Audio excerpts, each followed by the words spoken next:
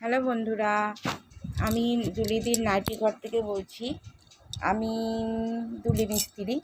তো আমার একটা ছোট্ট ব্যবসা আছে। আমি নাইটির পিস কিনে নিয়ে আসি, তারপরে সেই নাইটিগুলো আমি নিজেই কাটিং করি।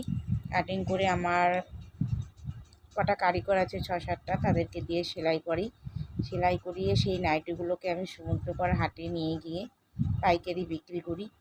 তো আমার আমার থেকে যারা মানে পাড়ায় পাড়ায় ঘুরে ঘুরে বিক্রি করে কিছু কাস্টমার আছে, আমারই মতো তারা তারা আমার থেকে নাইটি নিয়ে গিয়ে পাড়ায় ঘুরে ঘুরে বিক্রি করে, আর সেই নাইটিগুলো আমার থেকে নিয়ে যায়।